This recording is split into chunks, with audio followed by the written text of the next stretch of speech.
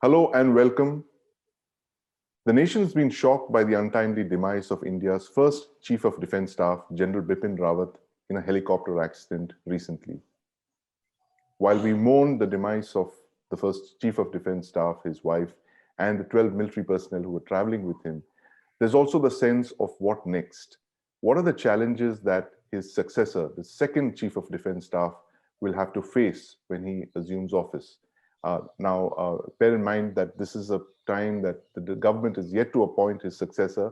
So I'm joined by two very distinguished scholars who've researched the topic of military reforms, specifically in the last 20 years since the Kargil War, Colonel Vivek Chadha of the Manohar Parrikar IDSA, and Professor Anit Mukherjee of the Nanyang Technological University, Singapore. Welcome, gentlemen.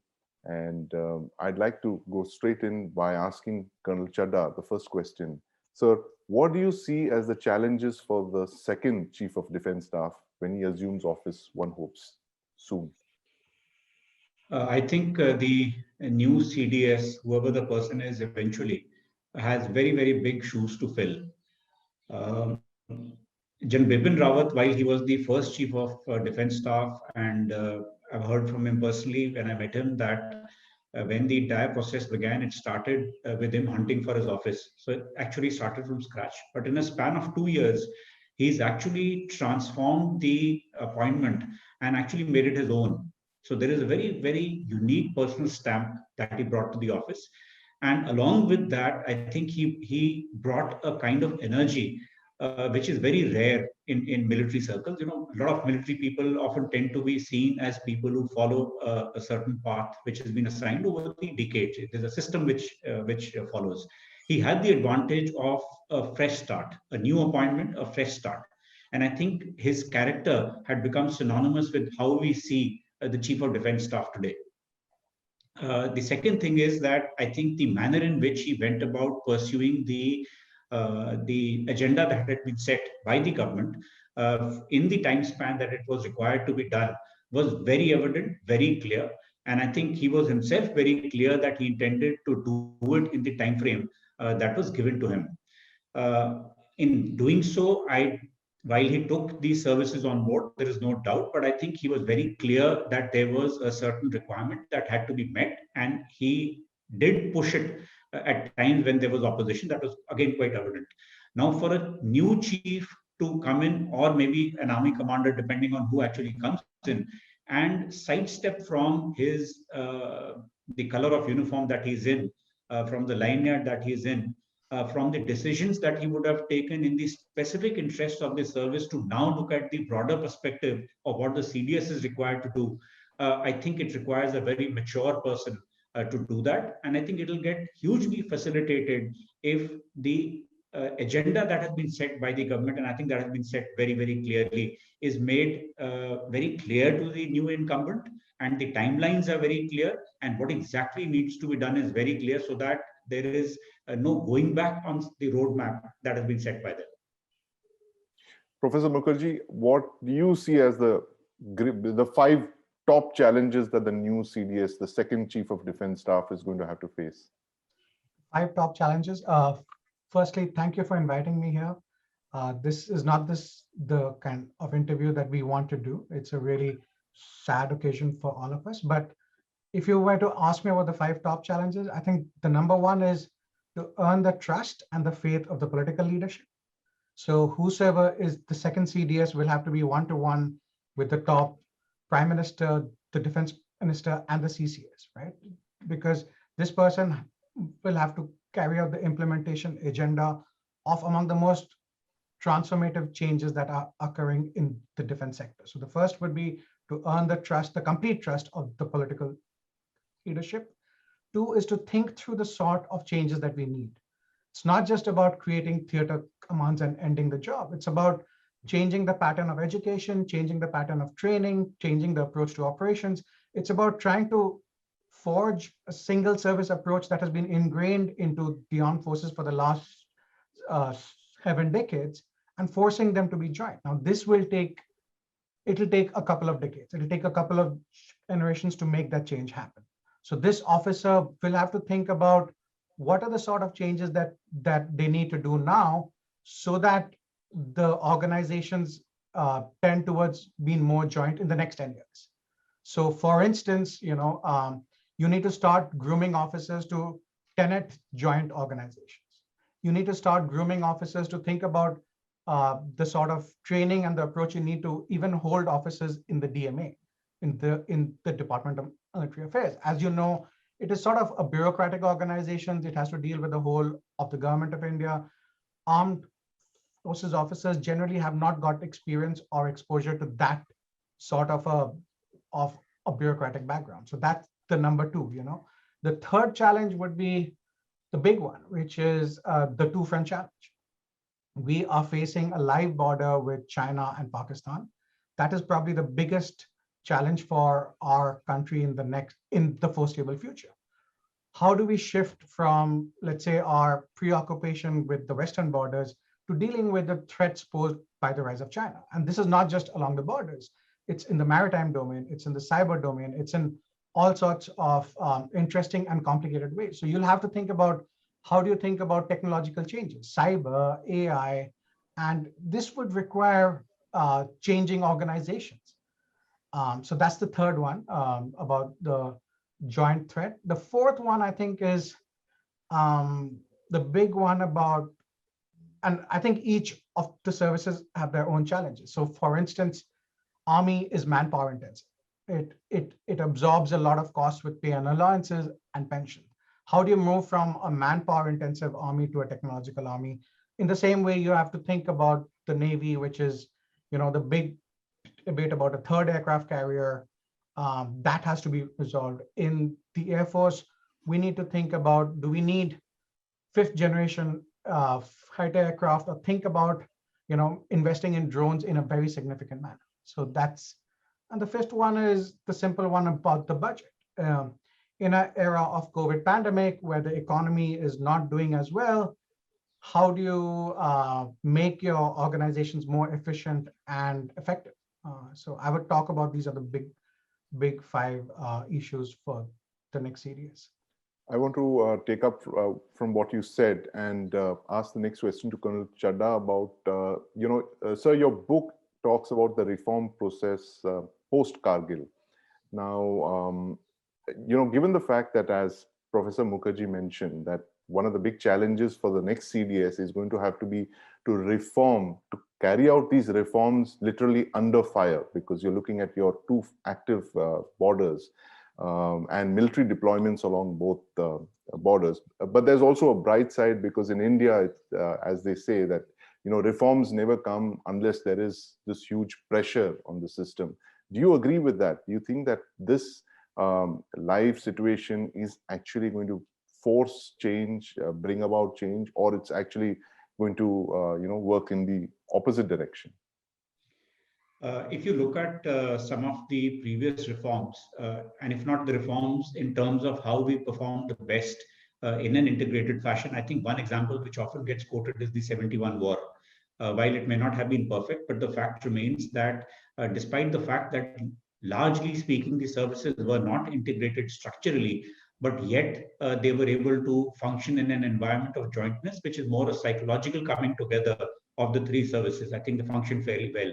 So it was in a challenging environment that they actually put their heads together and they could deliver. I feel that a similar situation is quite evident now, when both the northern and the western borders create fairly challenging situations. And I see no reason why the services will not be able to come together on their own. In addition, I think what is also again different this time is that the kind of mandate which emanates from the government is very clear. I think all the services realize that the government is serious about the integration, about the structures getting created, and on the fact that the services need to deliver. I would go to the extent of saying that these are reforms which actually belong to this government more than the armed forces. So, and I think there is no doubt in the minds of the armed forces as far as that is concerned. And if there was any doubt, I think that's further been clarified by the recent statements of the defense minister, wherein he spoke about carrying forward the reforms that have been initiated by the CDS. So I think there is, in that sense, from the perspective of the new CDS or the services, I don't see a roadblock coming in the reform process in the near future. A very important point by Colonel Chadda about the fact that these reforms are actually political in nature and not, they don't emanate from the military. So that kind of gives hope that they will actually be accomplished. So Professor Mukherjee, how do you see this playing out? What does the government need to do in the next months and years ahead to ensure that these are, carried through to fruition? Thank you so much for that.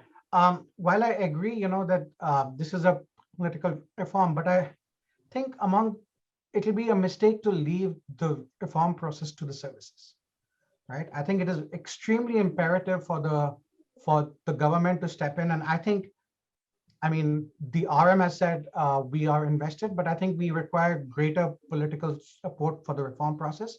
Perhaps with the appointment of the second CDS, the Prime Minister should consider, reiterating his call for defense reforms, about his vision, so that would give the second CDS the political backing he needs, because he's going to fight deep-rooted bureaucratic battles. I think while the services are aware of the threat that they face, but the bureaucratic battles entail loss of assets and command and control. And as we all know, all bureaucracies will fight that tooth and nail. And so I don't think that the government should leave the implementation to the second CDS entirely. I think it is extremely imperative. And I think here I've been arguing for 2 points. One is that the next CDS should try and unveil a roadmap for defense reforms. Right? It's just a simple planning document, 15, 20 pages, just to tell us his intellectual vision of what does he see of the sort of changes that he wants to do in different aspects, whether it's creation of joint commands, whether it's changing your approach to training and education, whether it's even clarifying what are the operational lines of command. For instance, even with the creation of joint command, we have no clarity whether this existing single service commands would exist or be removed. It makes no sense for you creating a joint theater command and still not abolishing the existing single service commands, because that would create duplication and that would give an impression that the services just want to protect the post for the senior officer rank.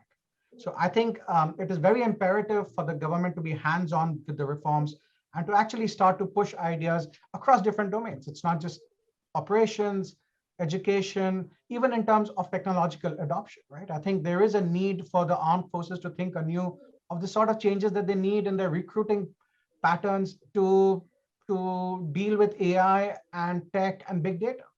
I don't think that the armed forces approach to, let's say, an ex-NDA officer dealing with AI is probably the best approach. I think we should think creatively about how can we tap into the massive pool of technologically trained people that we have, men and women both, and use them for the defense forces. I'm not sure whether that has been thought through. Colonel Chadda, your thoughts on this? What do you think the government needs to do apart from putting out the statements that you mentioned? They have statements of support and encouragement. Is there anything else that needs to be done to make sure that CDS number 2, whoever he is, has an easier path to follow? I think the government, to my mind, is likely to be a little more hands-on moving hereafter, for the simple reason that this kind of a transition might be seen as an opportunity by those who were not very comfortable and happy with some of the decisions which had been taken.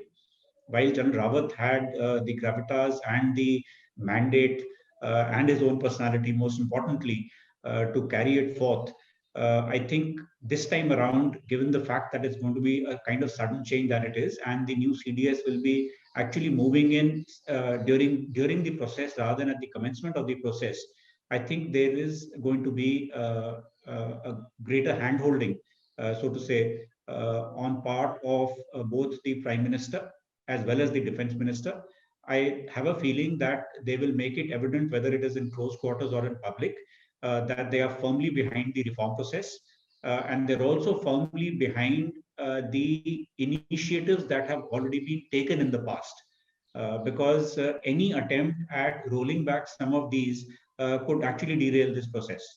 So I think the scope of deliberations that we have seen in the past, and I think that space was actually provided by the defense minister over the course of a number of meetings at the highest level within the armed forces which were conducted.